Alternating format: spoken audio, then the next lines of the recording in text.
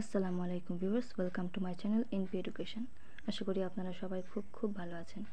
আজ চলে আসলাম আপনাদের সামনে আবারও নতুন একটি ভিডিও নিয়ে। সিটেট প্রিভিয়াস ইয়ার সলিউশন আমরা শুরু করেছিলাম, তো এটা তার সেকেন্ড পার্ট। ভিডিও শুরু করার আগে আপনাদের কাছে একটি অনুরোধ, যদি ভিডিওটি আপনাদের ভালো লেগে থাকে তো চ্যানেলটিকে সাবস্ক্রাইব করে আমার পাশে থাকবেন। বেল আইকনটি অবশ্যই প্রেস করবেন, বন্ধুদের সাথে শেয়ার করবেন। ভিডিওটি ভালো লাগলে লাইক করবেন, কমেন্ট করে জানাবেন যে নেক্সট কী ভিডিও দেখতে চান। আর এই পিডিএফগুলো আপনারা পেতে চাইলে আমাদের ডেসক্রিপশনে লিঙ্ক দেওয়া আছে, টেলিগ্রাম চ্যানেল যুক্ত হয়ে গেলে সেখান থেকে আপনারা এই ভিডিওগুলোর পিডিএফ পেয়ে যাবেন। চলুন আর কথা না বাড়িয়ে শুরু করা যাক আজকের ভিডিও। তো আমাদের আজকের প্রথম প্রশ্ন আছে, the aim of mechanical drill is to. Aim মানে কি? লক্ষ্য। তো মেকানিক্যাল ড্রিলের লক্ষ্য কি? মেকানিক্যাল ড্রিল বলতে কি বুঝি সেটা আমাদের প্রথমে জানতে হবে। তো মেকানিক্যাল ড্রিল হলো, এখানে লেখাই আছে, ড্রিলিং এমন একটি কৌশল যা বহু বছর ধরে বিদেশি ভাষার শ্রেণীকক্ষে ব্যবহৃত হয়ে আসছে। এটি ভাষা শিক্ষার জন্য অডিও ভাষিক পদ্ধতির একটি মূল বৈশিষ্ট্য ছিল, যা মৌখিক অনুশীলনের মাধ্যমে কাঠামোগত নিদর্শনগুলির পুনরাবৃত্তি করার উপর জোর দেয়। ড্রিলিং মানে শিক্ষকের দেওয়া একটি মডেল বা একটি টেপ বা অন্য শিক্ষার্থীর দ্বারা শোনা এবং যা শোনা হয়েছে তার পুনরাবৃত্তি করা। এর সারসংক্ষেপ হলো এই যে ড্রিলিং হলো, এই যে মেকানিক্যাল ড্রিল এর উদ্দেশ্য হলো একটাই, বা এই টেকনিকটা হলো একটাই, যে কোনো একটা জিনিস আমরা শুনবো এবং তাকে বারবার রিপিট করব, পুনরাবৃত্তি করব, বারবার সেটা প্র্যাকটিস করব, করার মাধ্যমে শিখবো যান্ত্রিকভাবে। এটা ব্যবহার করা হয় মেইনলি সেকেন্ড ল্যাঙ্গুয়েজের ক্ষেত্রে। আমাদের ফার্স্ট ল্যাঙ্গুয়েজ হলো বাংলা, আমাদের মাতৃভাষা বাংলা, আর সেকেন্ড ল্যাঙ্গুয়েজ হলো ইংলিশ। আমরা ইংলিশ শিখতে চাই, তো ইংলিশ শেখার ক্ষেত্রে শিক্ষকরা মাঝে মাঝে মেকানিক্যাল ড্রিল ইউজ করেন। যেমন তিনি বলেন, বলো আই ক্যান রিড, আমি মানে আমি পড়তে পারি, তো সেটা স্টুডেন্টরা পুনরাবৃত্তি করে যে আই ক্যান রিড মানে আমি পড়তে পারি, আই ক্যান রিড মানে আমি পড়তে পারি। বারংবার এটা বলে বলে বলে বলে তারা এটা প্র্যাকটিস করার মাধ্যমে নিজের মধ্যে আয়ত্ত করে নেয়। তো এটাই হলো মেকানিক্যাল ড্রিল, এটা টেকনিক। তো এর উদ্দেশ্য কি সেটা আমাদের এই চারটে অপশনের মধ্যে খুঁজতে হবে। ফার্স্ট হলো strengthen the rote learning capacity of the learners. Learner মানে শিক্ষার্থীদের যে learning capacity, rote learning capacity মানে যান্ত্রিকভাবে বা রাট্টা মারা বলে, বাংলায় বলা হয় বারবার পড়া বা মুখস্থ বিদ্যা, সেই মুখস্থ বিদ্যার এই ক্যাপাসিটিটাকে স্ট্রেংথ বা শক্ত করা। B encourage creative use of language among the learners, শিক্ষার্থীদের মধ্যে ভাষার যে ক্রিয়েটিভভাবে ভাষাকে ব্যবহার করা যায় তার প্রতি কৌতূহলী করা। কিন্তু মনে হয় না এক্ষেত্রে কৌতূহলী হবে তারা, ক্রিয়েটিভভাবে কীভাবে ইউজ করবে, তারা তো শুনছে আর সেটাই পুনরাবৃত্তি করছে, নিজে থেকে কিছুই করছে না, ক্রিয়েটিভ কিছুই করছে না, তো এখানে ক্রিয়েটিভ জিনিসটা আসবে না। C improve the fluency of the লার্নার্সদের ফ্লুয়েন্সিটাকে বাড়ানো, ইমপ্রুভ করা বা আরও উন্নত করা। তারা যা শুনছে সেটাই বলছে, তো ফ্লুয়েন্সি কীভাবে ইমপ্রুভ হবে? একে অপরের সাথে যদি কথা না বলে নিজে থেকে, তো তারা কী করে বুঝবে তাদের ফ্লুয়েন্সি আসছে কি আসছে না, বা উন্নতি কী করে হবে? এটাও হবে না option D. Improve the accuracy to the লার্নারদের অ্যাকিউরেসি, লার্নাররা যখন নিজে থেকে শিখবে জানবে তখনই তো সেটা অ্যাকিউরেট হবে কি না অন্য কেউ বুঝবে। তারা নিজে থেকে তো কিছুই বলছে না, শিক্ষক যেটা বলছে সেটাই পুনরাবৃত্তি করছে, বারবার ড্রিল করছে, প্র্যাকটিস করছে। তো এক্ষেত্রে এই অপশানটাই বেস্ট, কারণ রোট লার্নিং আর মেকানিক্যাল ড্রিল অনেকটাই সেম জিনিস। মেকানিক্যাল ড্রিলে যেটা হয় রোট লার্নিং মানে সেটাই। তো দেখা যাক আমাদের কোন অপশানটা সঠিক উত্তর। হ্যাঁ, আমাদের সঠিক উত্তর হলো A, strengthen the rote learning capacity of the learners. Next question, learners are involved in individual activities like peer work, group and whole class work because these, শিক্ষার্থীরা বিভিন্ন অ্যাক্টিভিটিতে আলাদা আলাদাভাবে যুক্ত আছে। যেমন পেয়ার ওয়ার্ক মানে দুজন দুজন করে কাজ করা, হোল ক্লাস ওয়ার্ক মানে সব ক্লাসের সব শিক্ষার্থীরা একসাথে মিলে কোনো একটা কাজ করছে। তো এগুলো করছে কেন? কারণ এ অপশান এ দেওয়া আছে, provide the learners enough opportunities to relax in a language classroom. তাদেরকে প্রোভাইড করা হচ্ছে ল্যাঙ্গুয়েজ ক্লাসরুমে, তাদেরকে একটা সুযোগ দেওয়া হচ্ছে যাতে তারা রিল্যাক্স হয়ে ল্যাঙ্গুয়েজটাকে শিখতে পারে। B have a sole aim of introducing variety in a language classroom. C enables to already over worked teacher to preserve her energy there by becoming more effective. এটা কখনোই নয়, কারণ এখানে বলছে যে টিচার একটু বেশি কাজ করে ফেলেছে, তাই জন্য তাদেরকে কাজ করতে বলছে যাতে তার এনার্জিটা সে প্রিজার্ভ করতে পারে। টিচার কখনোই রেস্ট নেবে এরকম কোনো অপশানই আমাদের চুজ করা চলবে না। টিচার সবসময় কাজ করবে, সবসময় অ্যাক্টিভ থাকবে, স্টুডেন্টরাও অ্যাক্টিভ থাকবে, এরকম অপশান চুজ করতে হবে আমাদের। D, afford the learners opportunities to use the language in a focused manner or real life interaction। এই অপশন ডিটা একটু সুইটেবল লাগছে, যে afford the learners opportunities to use the language in a focused manner for real life interaction, real life ইন্টারাকশনের জন্য তাদেরকে opportunity দেওয়া। তো সঠিক উত্তর আপনাদের কোনটা মনে হয় সেটা আপনারা কমেন্ট বক্সে জানাতে পারেন এবং শেষে দেখতে পারেন যে আপনারা কটা ঠিক করলেন আর কটা ভুল করলেন। এখানে ডিটাই সুইটেবল অপশান। তো দেখা যাক অ্যান্সার কি দেওয়া আছে। Answer D, afford the learners opportunities to use the language in a focused manner for real life interaction। অবশ্যই রিয়েল লাইফ ইন্টারাকশান তো অবশ্যই হবে, যদি সবাই একসাথে কাজ করে, তো একে অপরের সঙ্গে কথা বলার সময় তাই রিয়েল লাইফ ইন্টারাকশান করতেই হবে। Next question, 13 group project work helps in developing. যে গ্রুপ ওয়ার্ক, একসাথে আমরা কাজ করছি গ্রুপে, এটা আমাদের কিসে সাহায্য করে? A high level of ambition to achieve, উচ্চাকাঙ্ক্ষা অ্যাচিভ করার জন্য। B, collaboration, critical thinking and problem solving, critical thinking এবং প্রবলেম সলভিংয়ে সাহায্য করে। সি, কম্পিটিশনে among learners to excel in academics. হ্যাঁ, আরেকটা এটা হলো লার্নার্সরা কখনো কম্পিটিশন করবে না যে অ্যাকাডেমিক্স নিয়ে, এই ধরনের অপশন কখনো সুইটেবল হয় না। তো এখানে বলছে কম্পিটিশন এবং লার্নার্স, কম্পিটিশন কেন করবে? তারা একসাথে শিখছে। D, good memory in the young learners, good মেমোরির সাথে গ্রুপ ওয়ার্কের কোনো সম্পর্কই নেই, এও হয় না। তো বি হতে পারে, অপশন বি কারেক্ট অ্যান্সার হতে পারে, মানে এটাই হবে। Collaboration, critical thinking and problem solving, একসঙ্গে থাকলে সবাই মিলে ক্রিটিক্যাল থিঙ্কিং করতে পারবে এবং একটা প্রবলেম থাকলে সলভ করবে তারা। হ্যাঁ, অপশন বি হলো correct answer, collaboration, critical thinking and problem solving. Next question, what type of questions promote thinking skills in children. কোন ধরনের কোয়েশ্চেন বাচ্চাদের মধ্যে চিন্তাভাবনার যে স্কিল বা ক্ষমতা সেটাকে বৃদ্ধি করে? A, factual questions. B, questions based purely on the reading text. C, personal response questions. D, close ended questions. তো সবার আগে জানতে হবে আমাদের এই চারটের মানে কি। ক্লোজ এন্ডেড কোয়েশ্চেন্স হলো সেই সব কোয়েশ্চেন্স যেগুলোর উত্তর একটাই হয়, যেগুলো অন্য কোনো উত্তর হয় না। যেমন আমাদের জাতীয় ফল কি? আম, আমের জায়গায় আমি জাম বলতে পারবো না, এর একটাই অ্যান্সার, সেটা হলো আম। তো এই ধরনের কোয়েশ্চেন যাদের একটাই উত্তর থাকে তাদেরকে বলা হয় ক্লোজ এন্ডেড কোয়েশ্চেন্স, বা বাংলায় বলা হয় বদ্ধ প্রশ্ন। C, personal response questions. Personal response questions মানে এমন একটা প্রশ্ন যেটা প্রত্যেকের কাছে ডিফারেন্ট অ্যান্সার হতে পারে, বা প্রত্যেকের পয়েন্ট অফ ভিউ থেকে অ্যান্সার ডিফারেন্ট হবে।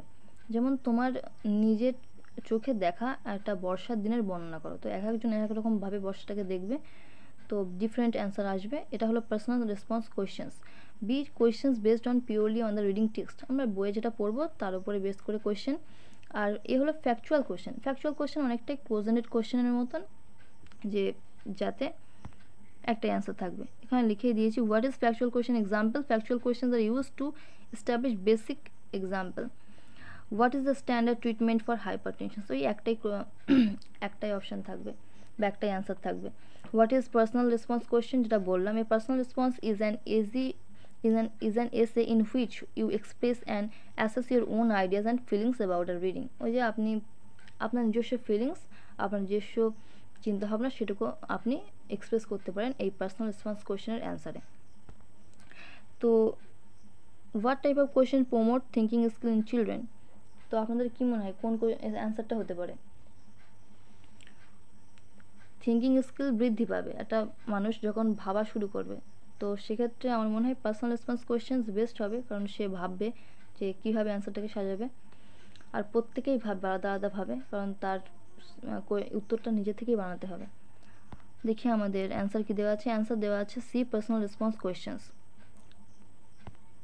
15, which of the following is suitable for making students responsible for their own learning।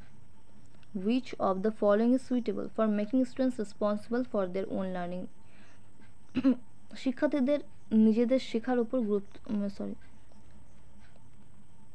এখানে বলছে কিভাবে শিক্ষার্থীদের শেখাতে হবে যাতে শিক্ষার্থীরা নিজেরাই নিজেদের শেখার জন্য দায়ী হয়। তো এই using technology to chat and নেটওয়ার্কের ওপর টেকনোলজি ইউজ করতে হবে না। B encouraging students to ask more and more questions, এটা অনেক সঠিক উত্তর, যে শিক্ষার্থীদেরকে এনকারেজ করতে হবে যে হ্যাঁ প্রশ্ন করো, আমাদেরকে আরও প্রশ্ন করো, আমরা তার অ্যান্সার দেবো, তারা প্রশ্ন করলে বকলে হবে না। C giving a lot of homework, project work and assignments to improve language skills of students, অনেক হোমওয়ার্ক দেওয়া, প্রজেক্ট ওয়ার্ক দেওয়া আর অ্যাসাইনমেন্ট দেওয়া যাতে তাদের ল্যাঙ্গুয়েজ স্কিল ভালো হয়। অনেক হোমওয়ার্ক, প্রজেক্ট ওয়ার্ক এগুলো দিলে, অ্যাসাইনমেন্ট এগুলো কী করবে, তারা নিজে থেকে সবাই করে, বেশিরভাগ মানুষ টুকেই নিয়ে আসে, অন্য জায়গা থেকে কপি করে নিয়ে আসে। তো এক্ষেত্রে তারা নিজেদের লার্নিংয়ের জন্য রেসপন্সিবল হবে না। Discouraging students for making decisions about how they learn best, discouraging এই অপশানটা তো আসবেই না। আমরা কেন স্টুডেন্টকে ডিসকারেজ করবো যে তোমরা নিজেদের ডিসিশন নিতে পারবে না, কীভাবে তোমরা শিখতে পারবে, আমরাই তোমাদের বলবো, যা বলবো সেটাই করতে হবে? অবশ্যই না, ডি অপশান আসবেই না। তো এখানে অপশান বি সঠিক উত্তর হবে। দেখা যাক, অপশান বি সঠিক উত্তর, encouraging students to ask more and more questions. অবশ্যই তাদেরকে এনকারেজ করতে হবে যে তারা যাতে মন দিয়ে শোনে এবং তাদের মনে যা প্রশ্ন আছে সেগুলো আমাদেরকে জানায়। Next question, the constructivist approach to learning means. Constructivist, এই যে আমাদের কনস্ট্রাকটিভিস্ট অ্যাপ্রোচ বললেই, কনস্ট্রাকটিভিস্ট বললেই আমাদের একটাই জিনিস মাথায় রাখতে হবে, সেটা হলো এখানে বাচ্চারা সবসময় অ্যাক্টিভ থাকবে, নিজেরা শিখবে, নিজেরা করে শিখবে, এই জিনিসটা মাথায় রাখতে হবে। দেখি এখানে কোথায় সেই অপশানটা আছে, কোন অপশানে সেই জিনিসটা আছে। অপশান এ বলেছে teaching rules of grammar and consolidating through rigorous practice. গ্রামারের রুলস শিখবো আর আমরা বারবার সেই রুলসটা নিয়ে প্র্যাকটিস করব, তো সেই তো প্র্যাকটিস অ্যান্ড ড্রিল হয়ে যাচ্ছে।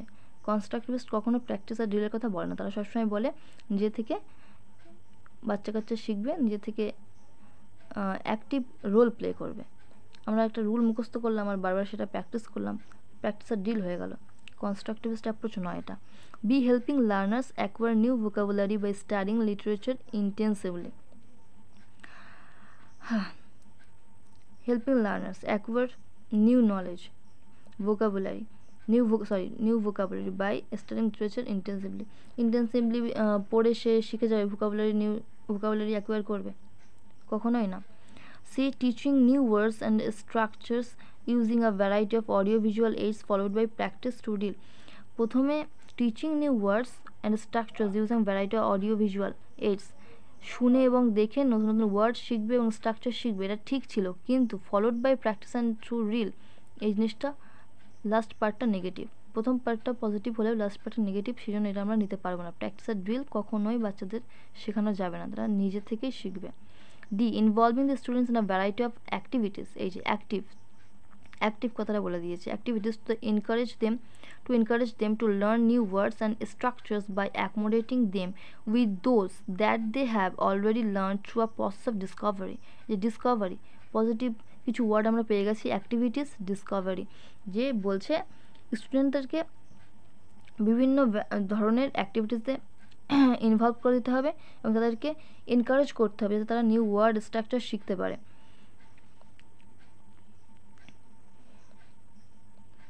আর কি বলেছে, that they have already learn through a process of discovery করবে।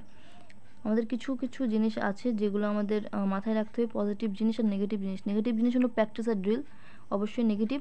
আর পজিটিভের মধ্যে আছে স্টুডেন্ট অ্যাক্টিভ থাকবে, নিজে থেকে ডিসকভার করবে, নিজে থেকে শিখবে, এগুলো হলো পজিটিভ। তো এখানে ডি অ্যান্সার হবে সঠিক উত্তর। দেখা যাক, অবশ্যই ডি আনসার সঠিক। Involving the students in a variety of activities to encourage them to learn new words and structures by accommodating them with those that they have already learn through a process of Discovery.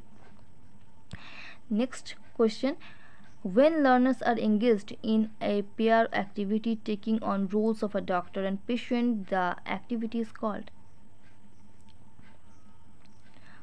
বলছে when learners, শিক্ষার্থীরা group pair work মানে group activity করছে, 3-4 জন বাচ্চা কাচ্চা মিলে একটা activity করছে, সেই অ্যাক্টিভিটির মধ্যে তারা কেউ ডাক্তার সেজেছে, কেউ পেশেন্ট সেজেছে। তো এটাকে, এই অ্যাক্টিভিটিকে কী বলা হয়? এটা অনেকটা রোল প্লেয়িং অ্যাক্টিভিটি। এটা আমরা পরে পড়বো, যখন আমরা টিচিং মেথডস পড়বো তার মধ্যে এগুলো পড়বো, ইনশাল্লাহ নিয়ে আসবো।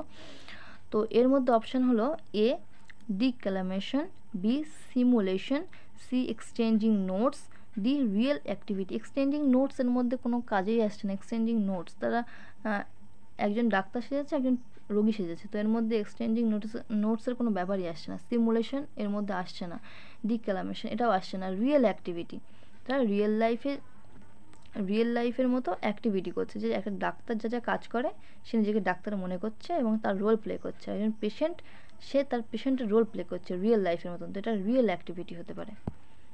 হ্যাঁ, সঠিক উত্তর রিয়েল অ্যাক্টিভিটি।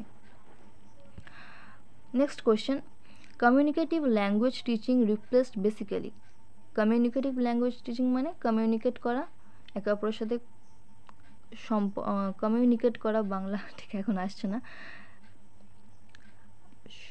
একে অপরের সাথে কানেক্ট করা যেটাকে বলা হয়, বা সম্পর্ক, কানেকশন যেটাকে বলা হয়। The communicative language teaching replace basically natural language processing, structural teaching, situation language teaching, motivational teaching. তো সঠিক উত্তর কী হতে পারে? কমেন্ট করে জানান। তো communicative language teaching replace basically structural teaching. Basically কী হবে? স্ট্রাকচারাল টিচিং হবে, এর অ্যান্সার স্ট্রাকচারাল টিচিংই হবে। 19, according to constitution of India English is an. According to constitution of India English is an, এটা সবাই পারবে আশা করি, তো এটা কমেন্ট জানাবেন, এটার অ্যান্সার আমি বলবো না। 20, using songs, rhymes and games in classrooms would help the child two.